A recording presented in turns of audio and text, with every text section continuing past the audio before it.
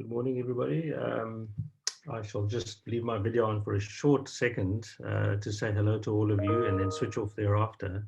My name is Haroon Bhorat, professor in the School of Economics at the University of Cape Town, but also chairman of the board of Sygnia.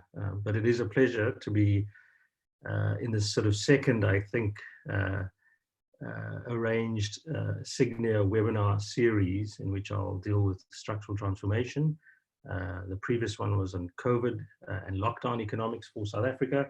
And the next one, as a little advertorial, will be on the missing middle in South Africa. So with that, let me switch off my video and save some bandwidth, and I'll begin the presentation. So in essence, the purpose of and the focus of this input and this sort of presentation is to try and dig a little bit deeper beyond, if you like, the media and the headlines in terms of thinking about economic growth, thinking about structural transformation and what that means in the South African context. And I'm hoping I'll take you through a fairly quick whistle-stop tour in terms of how one can think about the long run dynamics beyond, as I say, the sort of short run. I'm sure all of you work on a sort of quarter to quarter basis, thinking about the economy and thinking about the driving forces of growth and so on.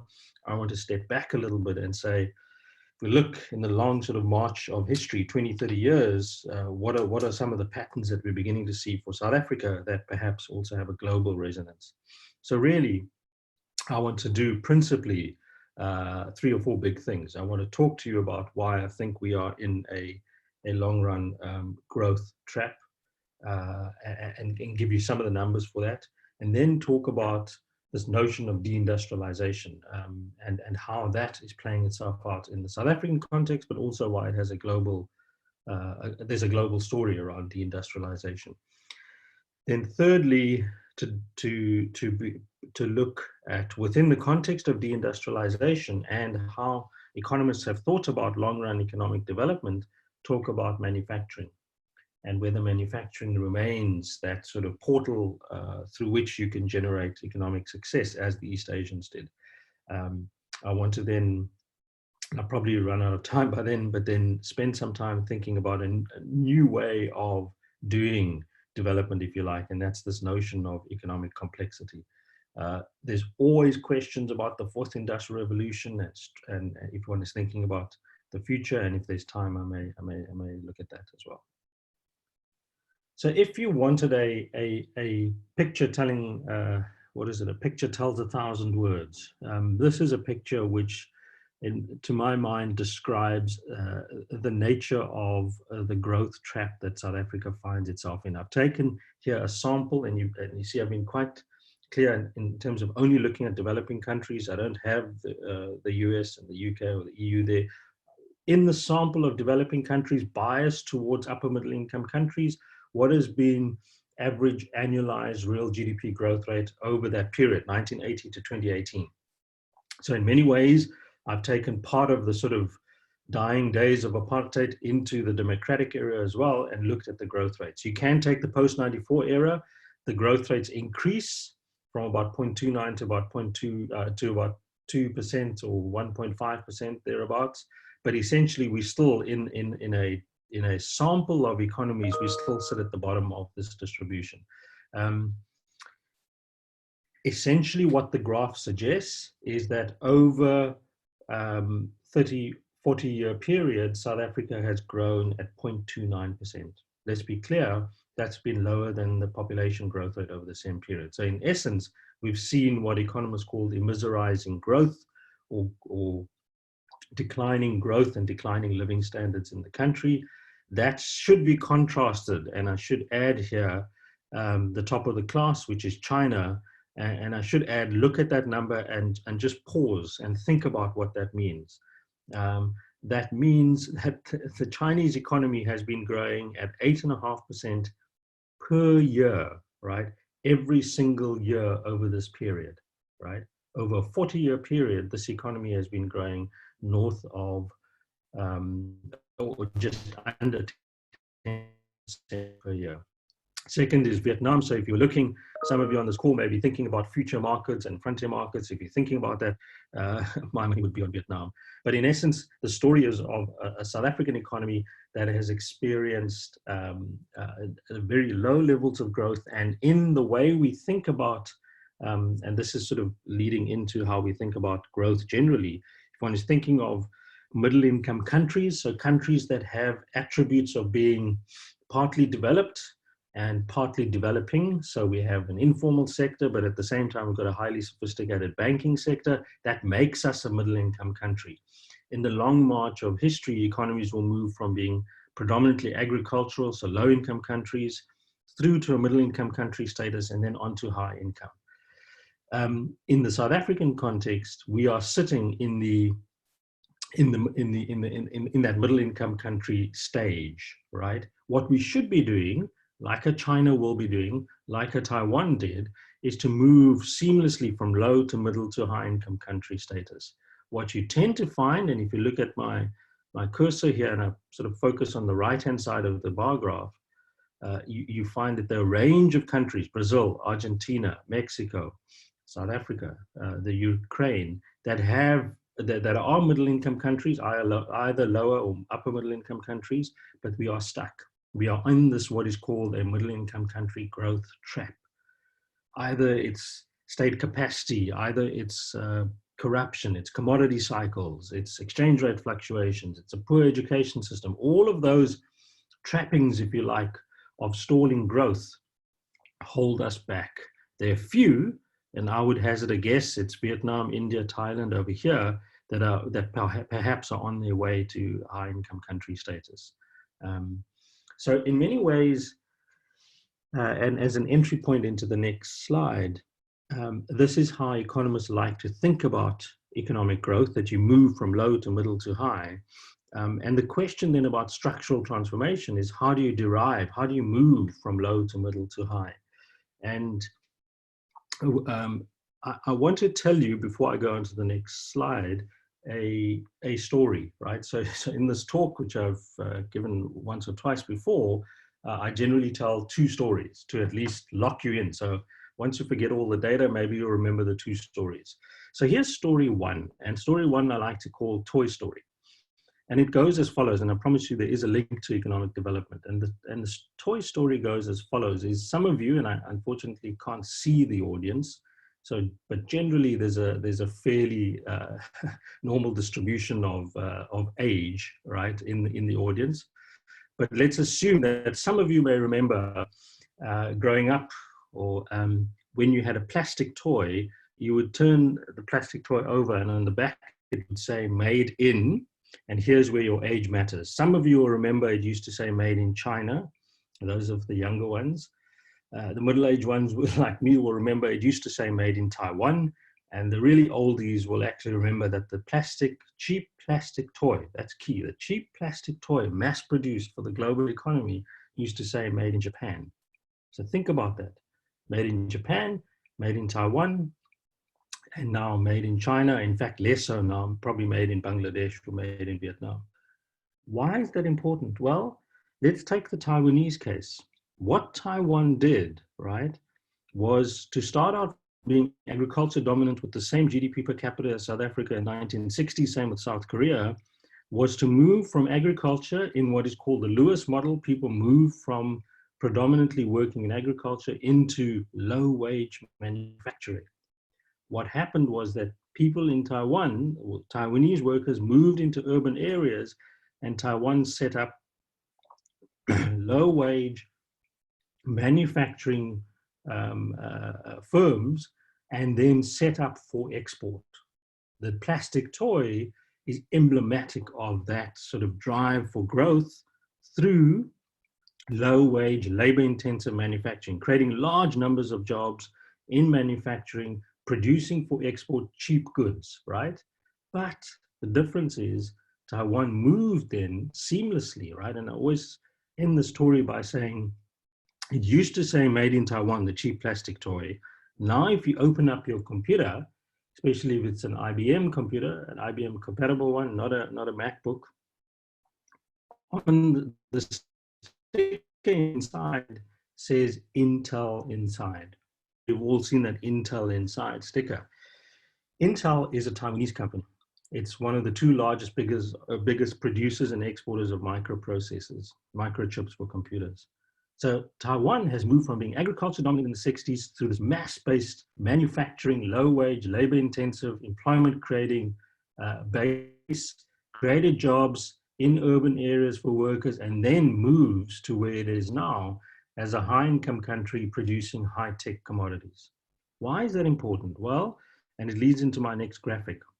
The story of development then for long-run growth theorists is that the way to move from low to medium to high income country status is to have low-wage manufacturing, is to do the Toy Stories, to have low-wage manufacturing at the core of this growth drive.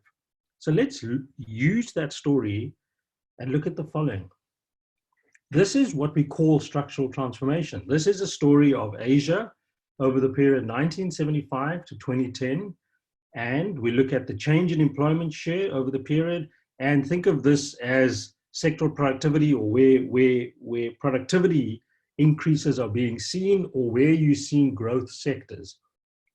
Agriculture over the period 75 to 2010 has seen contraction. So the change in employment share has seen a massive contraction in agriculture, right? But over the period, where's that growth gone in? And if you see the biggest circle, right, in our first quadrant, as it were, is that thing called man, which is manufacturing.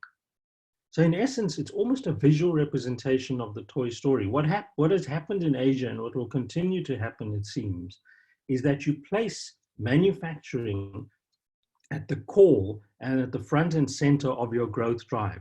You do cheap, labor-intensive manufacturing goods. And of course, yes, you move up that manufacturing value chain. So you're starting to do electronic goods and so on. But in essence, you build your growth and development strategy in and around manufacturing. And it's almost a vivid illustration of how the Asian model has been built around putting manufacturing in the center, and then you start building services and other components of your growth trajectory. The question then is, if this has been the structural transformation in Asia, what does it look like for South Africa? So I want to take a similar period, a shorter period for South Africa, but in fact, if you go back, it doesn't change. And you see what has happened. So just pause and think about that graphic compared to the previous. So if I just take you back from here, that's Asia, and that's South Africa. The first thing that's very clear is that we've seen, and this will lead into my next segment, right, is we've seen what is called deindustrialization. Effectively, manufacturing's employment share has contracted over this period. Its productivity is not great. And we firstly don't have evidence of an East Asian model. We don't have manufacturing-led structural transformation. We don't have a Toy Story. We don't have the seamless movement, right? But there is a little bit of a twist to the tails, and I'll come to that. We haven't seen manufacturing-led growth in the South African context. Instead, what have we seen? Well, we've seen a move from here, which is low productivity agriculture, principally to services, right? So in essence, we've seen a move, and if you look at these circles here, that's wholesale and retail trade, which is a large employer, but still unproductive. Financial and business services, transport, trade, and logistics, right? And telecoms and so on. So in essence, the move in the productivity domain, and I'd like to argue in the sectoral growth domain, has been from agriculture. If we think of the long march of development, has been from agriculture, not into manufacturing like the East Asians all have done, but rather into sort of a mixture of low productivity and high productivity services. One footnote is the biggest circle here, right? The biggest circle here is that thing that if you can read it, it says CSP. That's community, social, and personal services, which in essence is the public sector. And so one of the points I've always made consistently is that if you want an employment version of where our growth has gone wrong, is that one of the biggest drivers of employment certainly since 2000 has been the public sector, and that's deeply, deeply problematic.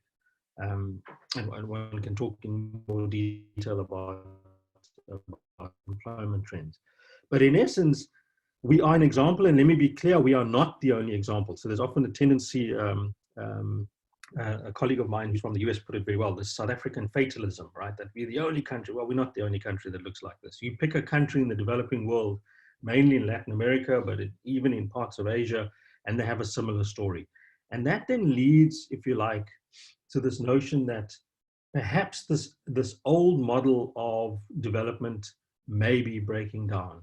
And the notion that you have what is called deindustrialization seems to be consistent with a lot of country level evidence. What do I mean by deindustrialization before I take you through this graphic? Essentially, the idea is, yes, the East Asians did it through low-wage manufacturing. The toy story was what drove economic growth for the East Asians, but certain conditions were prevalent. You had very favorable exchange rates globally. You had a massive or fast-growing American economy that was able to absorb and consume these mass-produced goods, but those conditions have now changed. That's the one argument. The other argument is that, well, there may be different ways to think about this growth trajectory beyond this focus on manufacturing. Let me be clear, and I'll show you a few more slides, is there isn't a consensus about the role of manufacturing, so I don't want to be coming across as a manufacturing fetishist, but certainly we need to be looking at the role of the manufacturing sector as an element in our growth trajectory. But how is deindustrialization come about, or what are the elements of it? Well, let's just take this graphic here. This is from a good colleague of mine, Richard Newfarmer, who wrote a book called Industries Without Smokestacks. And he's looked at the log of GDP per capita, right, and manufacturing's share of GDP across logs of GDP per capita. The easiest way to think about this is to draw a perpendicular, right? So take a perpendicular visually, say at 8, so the log of GDP per capita being the value 8, and drop a perpendicular. And then look at the lines. What this suggests is that manufacturing's percentage of GDP, same level of GDP in the 1980s, was higher than it was in the 90s, and in turn was higher than it was in the 2000s, which in turn was higher than it was in the 2010s. So in other words, what you're beginning to see is manufacturing's share of global GDP, its contribution to global GDP, and its contribution to reaching the same level of GDP per capita over the decades has actually declined. So the world is beginning to transform productively, right, in terms of its production base, more away from traditional manufacturing into a services type sector. Now, there's more sophisticated analytical work there about income elasticity of demand and why, with growth in incomes, services has a much, let's call it, higher level of income elasticity of demand. So in other words, you only want, simply put, if your income is a certain level, you'll want one washing machine. You don't need 5. But if your income moves beyond a certain threshold, one app is not enough. And for those of you with kids, I know this, right? Netflix is not enough. You'd rather have 5 different service options available to you. So the income elasticity of demand is very different for services. And I think that's an important nuance that's often missed. There is an argument, though, that one of the reasons you've seen deindustrialization, and again, I must emphasize this is an ongoing debate amongst economists. We claim to know, as usual, much more than we actually do without doing the hard numbers. But there certainly is an ongoing debate amongst economists about, have we really seen deindustrialization, or is it simply the growth of China, right? So China's contribution, or China's share of global manufacturing has in fact grown. So if you look at this graphic, right, from the WDI, the World Bank's WDI, the share of global manufacturing accounted for by high-income countries, that's in the right bar here, has actually declined, right, over the decades. So from 94 to 2015, it's actually declined. And there's almost a transfer of that manufacturing capacity to China. And many other regions, apart possibly from East Asia, thinking of spillover effects from China, have actually flatlined. So in essence, maybe what you're seeing is not so much deindustrialization, right, in the global but rather China sucking up manufacturing capacity from the rest of the developing world. And of course, we know in the South African context, if any of you know Cape Town, and always tell my students, Salt River in Cape Town in the 70s and 80s, maybe even the 90s, used to be the center for clothing manufacturing, right? That's all been lost to China. And in fact, now what you have is a services-based enclave in Salt River in Cape Town. So in many ways, we've lost, as a developing country, manufacturing capacity to China rather than a global deindustrialization trend that you're seeing. However, one needs to ask the question looking forward, as China moves away from labor-intensive manufacturing, as it moves through the stages of development, right? As it does at Taiwan, as it goes from cheap toys to microchip processors, China's wages are rising. And it's becoming more urbanized. And so the question then is, with those wage differentials, are there opportunities for South Africa to exploit? And I'll come back to that a little bit later. But in essence, and I think it's often not appreciated, that as we look, given our sectoral focus at the South African economy, we need to remind ourselves, and we almost need to emphasize time and time again, that we are a services-based economy now. What you see here, and I'll just give you an example of sectoral composition of GDP between 94 and 2018, and you can update it with 2019 data, it would be similar. Manufacturing's share of GDP was, at the dawn of democracy, 15.5%. It's now gone to 13.4. So a marginal decline, but in essence, a flatlining of manufacturing share of output. Where has the growth been? Well, look at the services sectors. Financial and business services has grown, and the drivers of growth, as you see there, are transport, storage, and communication, fin and business services, construction, and wholesale and retail trade.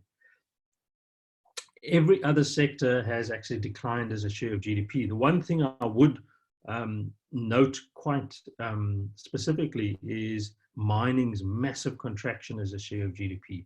And there again, I think more detailed sectoral analysis is worthy of attention here. So the fact that you've seen a sort of 100% decline actually in manufacturing share of GDP would suggest that there are other factors. I think it's not just the commodity price shifts. It's got to do with, and I would argue, regulatory factors, uncertainty, policy, environment uncertainty within the mining sector. But in essence, the take-home point here is that if you think we are a mining or manufacturing economy or even an agriculture economy, think again. We are essentially a services-based economy. We've got something like 65 to 70% of GDP accounted for by services. So if you're thinking about services, if we are, and you can understand now how we're starting to fray at the edge, that the Toy Story that seemed so clear, and that's the route to take, perhaps isn't as clear, is that if you look at manufacturing's share of GDP at the peak,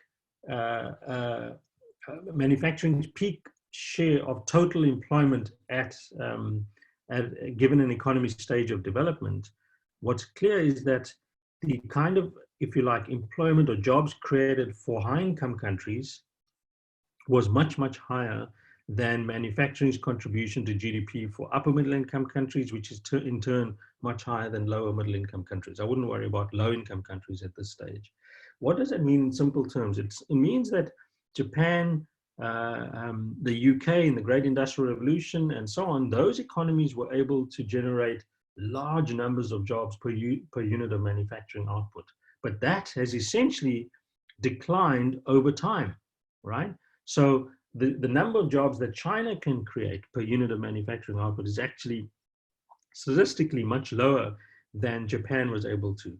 And arguably, the number of jobs that South Africa can create, or a Ghana or a Nigeria could create per unit of manufacturing output will be lower than China has been able to. So in simple terms, it suggests that manufacturing is not necessarily the massive kick for labor-intensive growth that it used to be.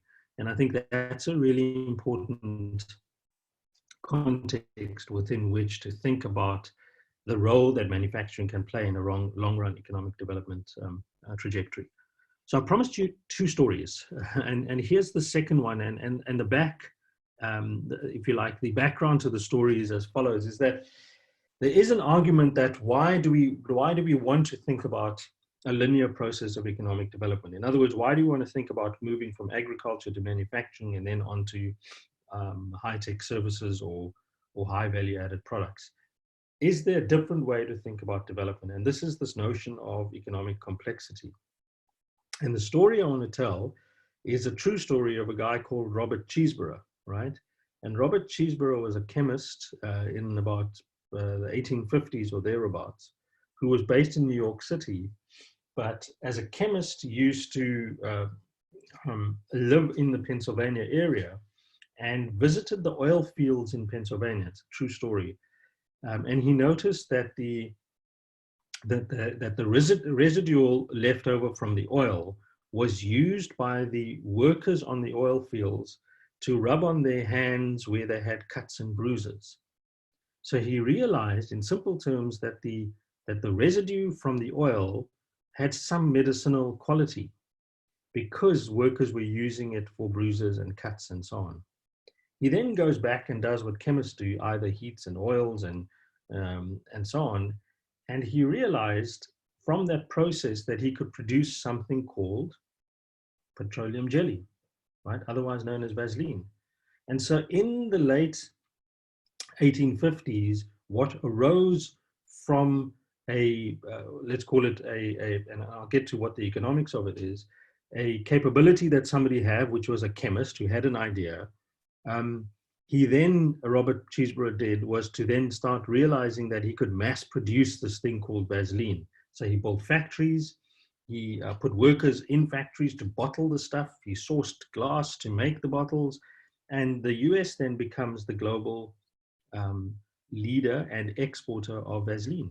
He ensures that there's IP, so it protects his product, and he generates huge revenues for his company. What has happened in that little process, right, is that Robert Cheeseborough has moved the dial in a micro sense on economic development. He's moved a country from oil production and oil export to Vaseline. Another way to think about it, he's moved up the value chain, or he's moved to, and this is the economic complexity point, he's moved to the nearest product next to the one that he's producing where you have capabilities. And I'll come back to that.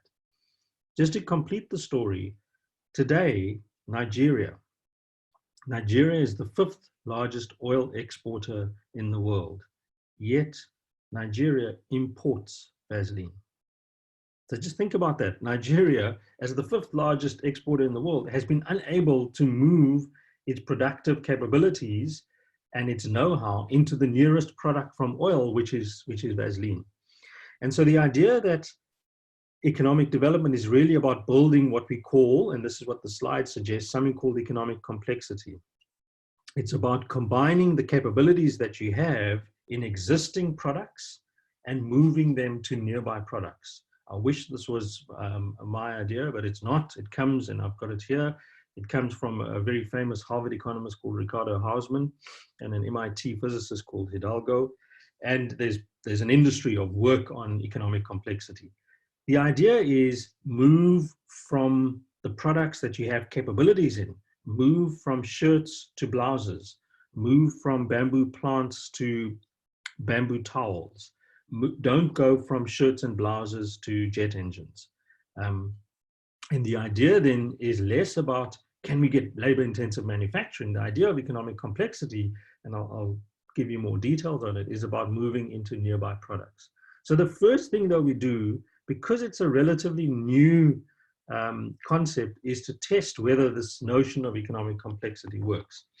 And let me just give you a little bit of a sense of how the mechanics of economic complexity is. It works in two spaces. One is called diversity and the other one is ubiquity. And I'm running out of time as usual, so I'll be quick. Think of this as three countries, a three-country example: Holland, Argentina, and Ghana. And it's really about exports that we're interested. These are the export products of Holland: X-ray machines, pharmaceuticals, creams, cheese, frozen fish.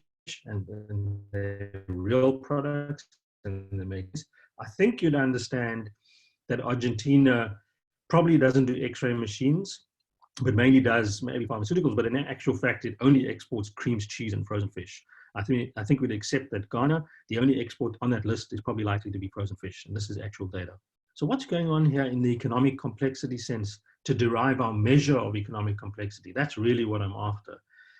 Sorry, it was getting a bit technical, but in terms of diversity, I would consider an economy economically complex, if you like, if it has a diversity of products that it exports. So in the Holland case, it's 5, Argentina 3, and Ghana is 1. But I think it's also important, right, that I want to be in those products, think X-ray machines, that nobody else is exporting. That's almost the Japanese strategy, right? If any of you are photographers, I'm told, I'm not, that the most sophisticated, best equipment for photography comes from Japan. So you want to be in those products where very few other countries are exporting. You want to have the niche, if you like. And that we measure by ubiquity. So in many ways, ubiquity's level, which is only one country in this example actually exports X-rays, X-ray machines. Only one country does pharmaceutical products, and too many countries, if you like. All countries in the sample do fish. So ubiquity is the one that you want to be low, and you want to be in as many products as possible, but at the same time, you want to be in those products where very few other countries are exporting. If you think of X-ray machines, I think there are only 3 countries in the world that actually export X-ray machines. So that's a good product to be in. The two work together. You want to have a high diversity, low ubiquity. They work together. We get measures of these from data sets on exports, and we derive our measure of economic complexity. The next slide shows you how economic complexity works against GDP. And so what we get is some level of comfort that economic complexity is strongly and positively correlated with GDP per capita, our standard sort of measure of wealth, if you like, or stage of development. And generally you find high income countries at the top end, those in blue, and at the bottom end, you've got low income countries. I'll talk to the outliers if there's time, but in essence, South Africa sits somewhere in the sort of middle to upper end of the scale, but you notice that the most complex economy in the world is Japan, with an ECI index exceeding just over 2, but correlated very strongly with its GDP per capita. What you tend to find is that as economies become more complex, as they move into those adjacent product spaces, their GDP levels will grow.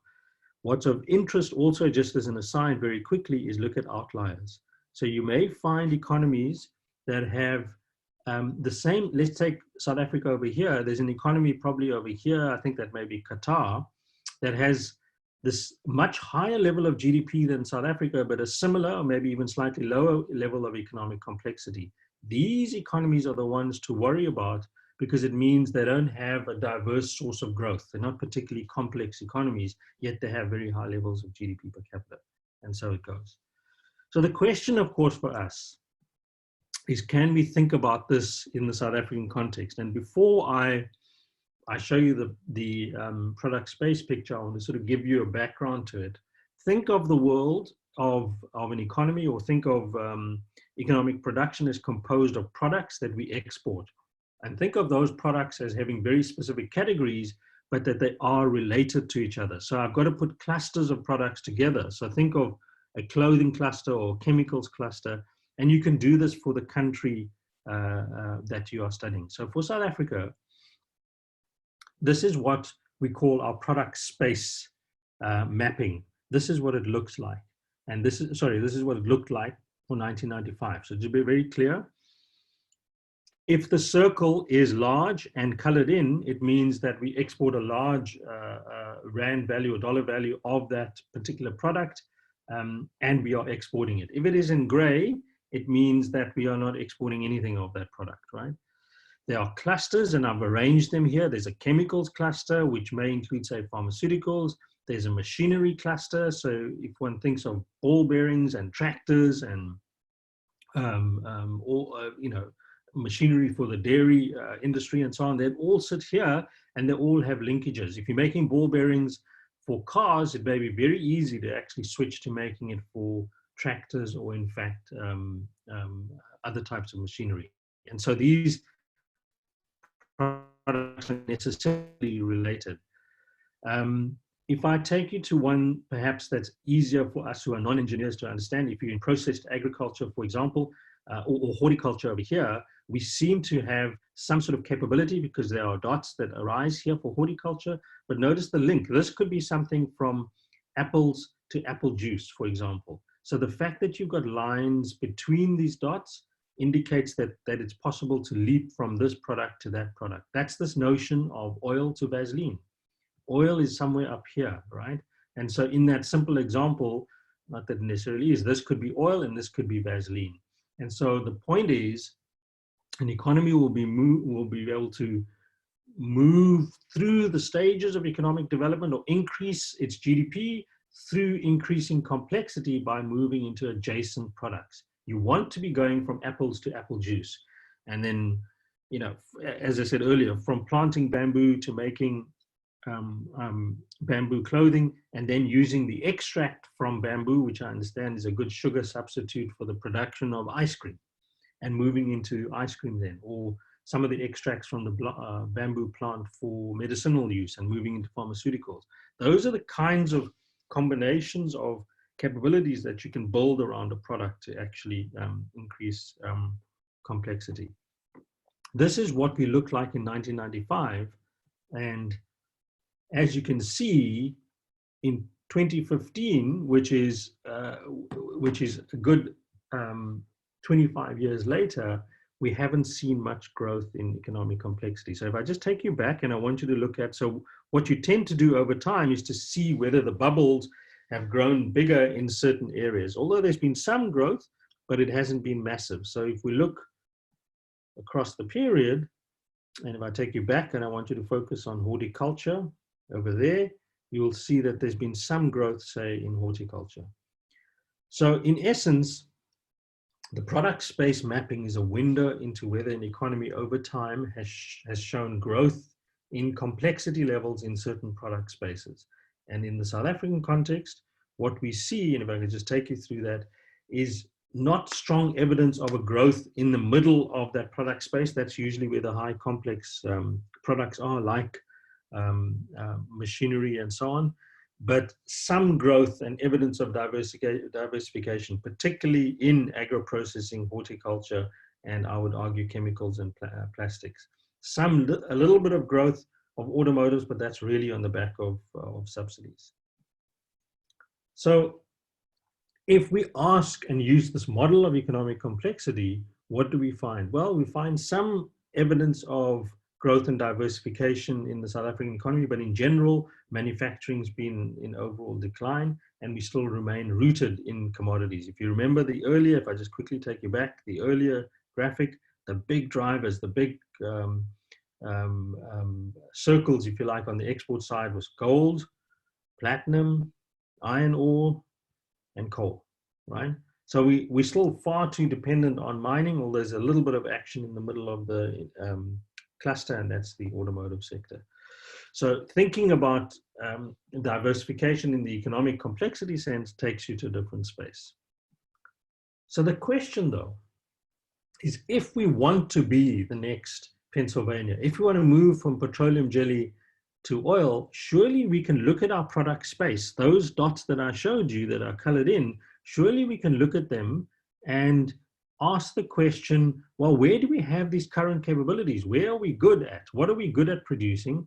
And can we move into those nearby products? If we're good at apples, can we move into apple juice? That's a sort of simple way to think about it. And that then unfolds for me a really interesting economic development strategy for the country. At the moment, we've got a sort of, a strategy that speaks to almost every sector and every part of the economy without focusing on where we have current capabilities. It's this notion of saying, why do we want to produce jet engines when we're really good at exporting deciduous fruits? Well, maybe we should look at the products arising out of deciduous fruits that we can move into. This is this notion of frontier products. And so the idea of economic complexity is that you find your Vaseline, you find your petroleum jelly. You look at where you have capabilities and existing infrastructure or existing capability and knowledge and know-how, and you move to the product one you're currently exporting. So what we do then, because then the question is, well, what are those frontier products for South Africa? And so in the slide, we give you sort of a very simple overview of how we can think about frontier products. And apologies if this is getting very dense, but I promise you there's light at the end of this tunnel, is we ask the question, so we put some criteria, because if you look at the product space, there are a range of different products we could move into, but we need some criteria to guide us in terms of deriving a list of frontier products.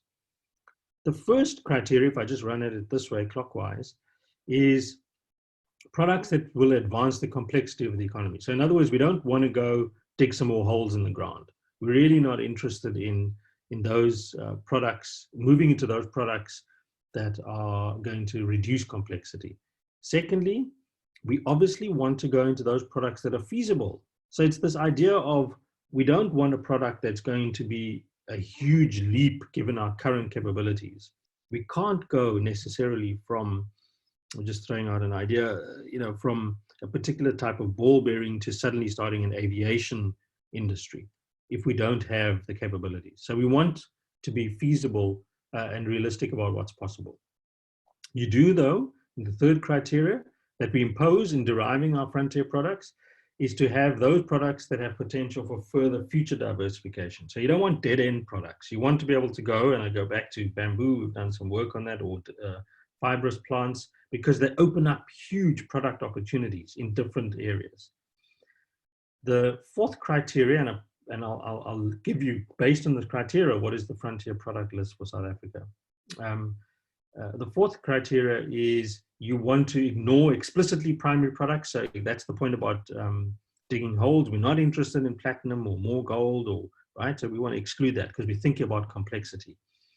And the final criteria is actually a really important one, is you want to pick those products very carefully that are in growing markets. So the example I always use is what they call superfruits, right? Everybody these days wants avo and toast, right? Avocados, blueberries, right? All the different types of nuts are these superfruits that the demand has grown dramatically in the global economy. Target those. So you look at growing global markets and you target those kinds of products.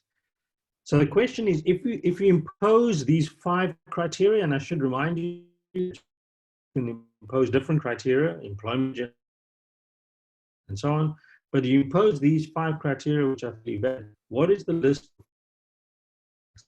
And I'm going to show you, if you thought that your product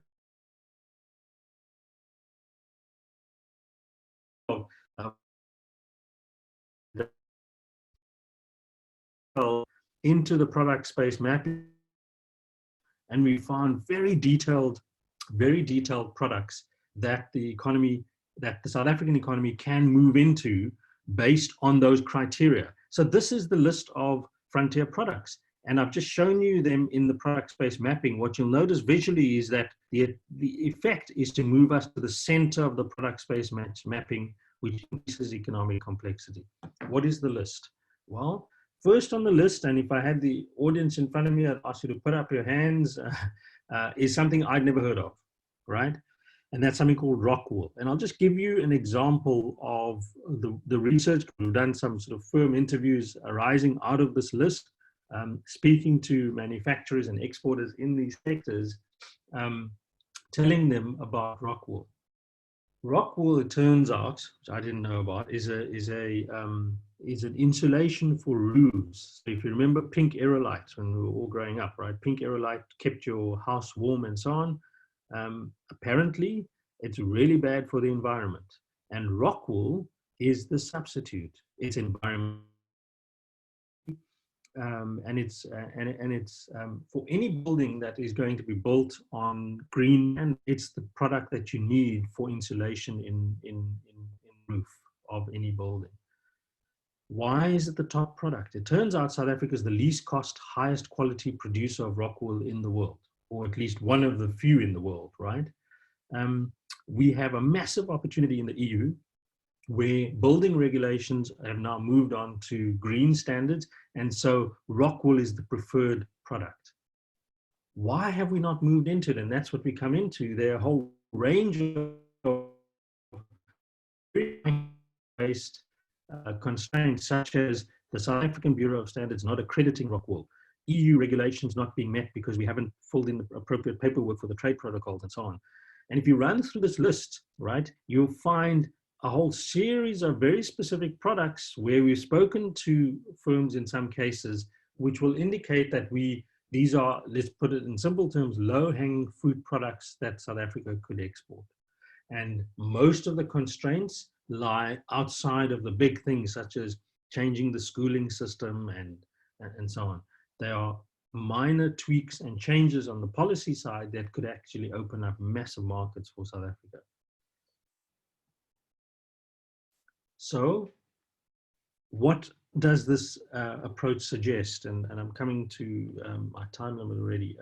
So let me just step back a bit. Is if one is thinking about this role of manufacturing, perhaps there's a different way. Perhaps we can go down and dirty, if you like, into the product level and look at how you can increase complexity through accumulating new capabilities in nearby products and moving into those nearby products, moving into a rock wool or pig and poultry fat and so on. Those are the kinds of products where it's very clear based on the evidence that we can move into fairly quickly and easily. So the key thing though, right, is moving into, and this is the danger with sort of policy positions that are too generic, is moving into industries that have a similar set of capabilities and those that already exist. Why have we not seen sort of massive movement and growth in these markets? Well, we've just given you some of what we call the capability constraints and why it's important. And again, I promised you a little bit more of a detailed discussion rather than arguing in generalities. Is if you look at these products and you speak to the firms, look at the list of problems that they have. So in the case, for example, of the pig farmers, right? They tell you that their problem is not land or the cost of fertilizer or land reform and so on. Their problem is that second last bullet, the state veterinary services backlog. They do not have state veterinary services coming to accredit them so that they get the required approval that the potential importer in a China or in the EU would be able to say, okay, your product is ready based on the veterinary stamp of approval. I'm putting it simply. But those are the kinds of micro constraints that exist in preventing some of these, what we would call frontier products, from growing dramatically. And the argument we've been making and constantly making is focus on these kinds of micro constraints to increase export growth. Apologies, I'm running out of time, so I'm happy to take questions offline on the fourth industrial revolution. There are always questions about that, but that's very detailed, another 15, 20 minutes, which we don't have time for. So let me just conclude here and say I've sort of given you a fairly brief tour de force, if you like, of the debates around deindustrialization, the debates around manufacturing's role in economic development, but hopefully we can think about this in terms of our long-run growth trajectory as an economy that's now become services dominant, that's undergone a period of active deindustrialization. I would still argue that we need to keep alive the idea of labor-intensive growth through low-wage manufacturing. I would argue that do not dispel the importance of manufacturing, although not sort of hanging every policy position on the role of manufacturing. Instead, and I'll conclude here, perhaps there's some role for thinking about this economic complexity approach, because I think what it does is it takes us down to the level of very detailed, firm, product level analysis that can open up a range of options for government to focus on instead of these overwhelming, large sort of proposals around skills deficits, around fixing the education system, around even exchange rates and so on, which are very difficult for governments to handle. But sort of micro policy solutions can actually, I would argue, generate huge returns for the South African economy. So I'm going to stop there, stop sharing, and try and take some of the questions for the remaining sort of 10 minutes. So some of the questions, I don't have the US in there. I'm not sure what the average annual GDP growth rate of the US is, to be honest. I mean, that's fairly easy to find. I would suspect it probably sits somewhere in the middle of that graph. Just remember, again, that's why Taiwan wasn't on the graph, is that I've in that low growth trap, the first graphic I showed you, I was explicit about focusing on middle income countries. I think that's the danger, right? There's absolutely no use focusing on the EU growth rate over the same period. We want to compare ourselves to economies that are very similar to us, to ours, and in the similar, at a similar stage of development. I think that's important.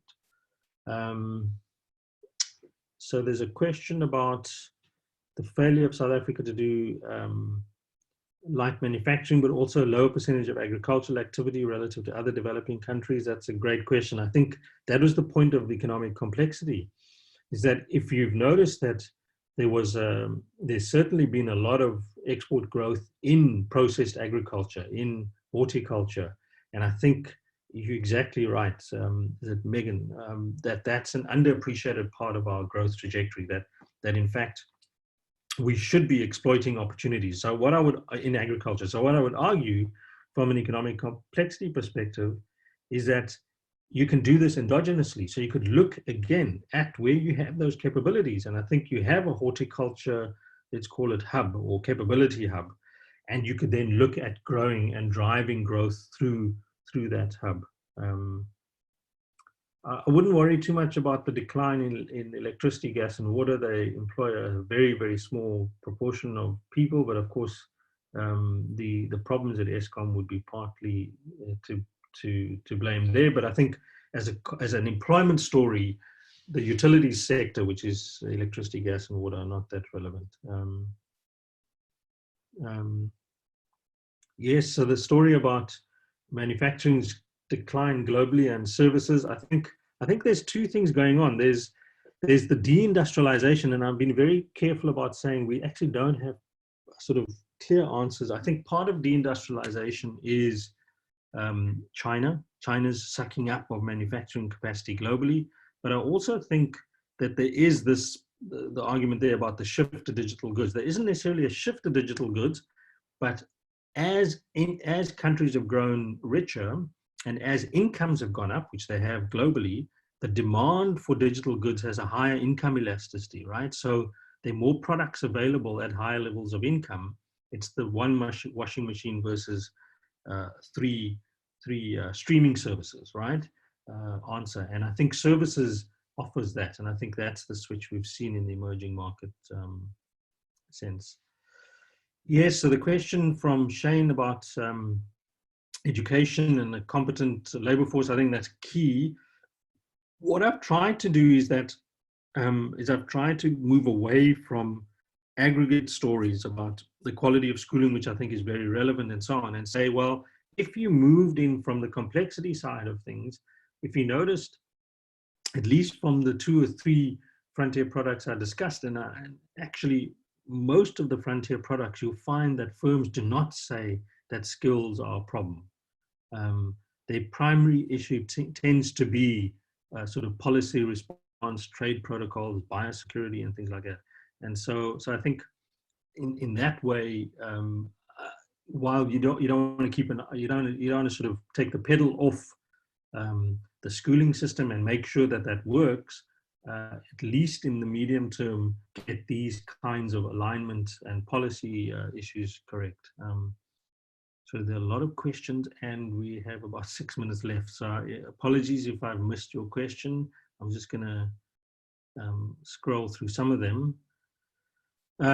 So the question is, even if we wanted to move into our petroleum jelly, we do not have enough knowledge or know how to do that. So this is the point I've been making, right? Is don't pick the product, pick the product that you have the capabilities in, or the nearby product that you have capabilities in. And I think that's a really important point. So the idea, so the example I always use is Rwanda. Rwanda claims that it's going to become the drone production and export center of the world, or Africa, right? So you trying to move into drone production, right? As Rwanda, but at this stage, as Rwanda stands, they cannot transport milk from one end of the country to the next. So the idea of picking winners and picking sectors has to be related to the capabilities that you have. If you cannot, if you cannot plant apples, why do you want to make apple juice, right? If you don't have the know-how. So I would argue, it's not true that we should do petroleum jelly if we don't have the capabilities to even extract oil. And that's just a question. It's just the way you think about it. So Kamal has got a question. Industry level, manufacturing is the only industry that has seen economic growth and employment contraction. Yes, so that's the point about deindustrialization, right? So the fact that you've seen, it's almost a poster child for deindustrialization is South Africa, because you've seen this contraction in manufacturing employment and either flatlining in shares of GDP, but actually if you take out some of manufacturing components such as metals and machinery, it's even worse, right? And so the idea that you have this, as you put it there, the pretty much non-existent relationship, right, between employment and growth, gross value added, is exactly the definition of deindustrialization.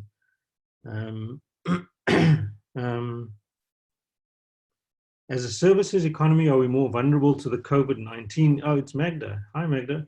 Are we more vulnerable to the COVID-19 crisis? So that's an interesting question, because so the way in which we've started it, although this is not part of our not part of our part of my presentation here, but part of ongoing research, is that we focus too much, and I'm going to be slightly controversial here. We focus too much on COVID-19 as a crisis and less on lockdowns. So if you think about it, right, the real transmission mechanism is not COVID-19 to the economy. It's actually COVID-19 and the decisions taken by governments on lockdowns, which sectors, right, which parts of the economy to hold back, and that then is the impact. It's the nature of the lockdown and its changes over this 3-4 month period, and those changes and those decisions and their impact on the economy. And so I think that's why it's a really interesting question, Magda, about the services economy. So one way to think about this is, if you were in financial and business services, if you were like me in the university space, COVID-19 has impacted almost marginally to zero on your employment outcomes, on your income outcomes, right?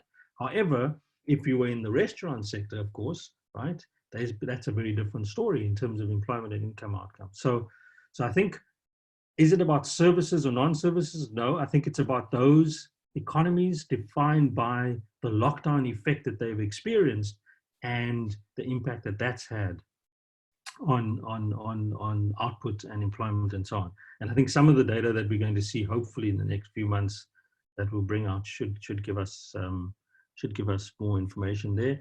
I'm going to take the last question from Magda as well, because we've got about a minute left. So coal has declined and continue to do so on renewables, and gold mining is getting more expensive.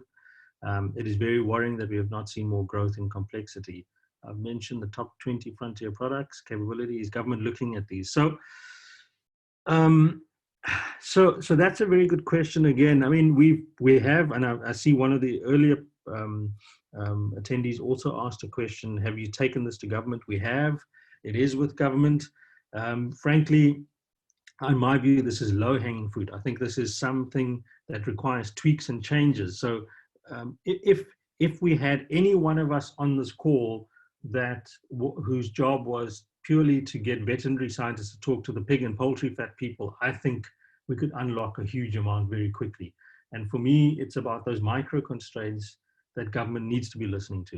It's not clear to me that that's always the case. There's always sort of, well, it's not really DTI's job, it's Department of Agriculture, and we've got to work with them. And I think in some ways, I would love to see as a solution a more innovative answer, such as public-private partnerships. So government could say, we have no clue constraint on veterinary scientists, hand it over to a private company, even an employment agency. Can you resolve this for us and get these guys onto pig and poultry farms and sort this out?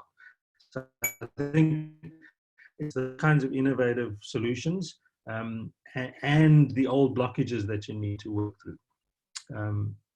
My sincere apologies. I think we have to stop now, but I'll keep these questions and they will be recorded. And I think through the Sygnia team, we'll come back to you with some of those questions, answers to some of those questions. But thank you very much, everybody. And I think it's over and out.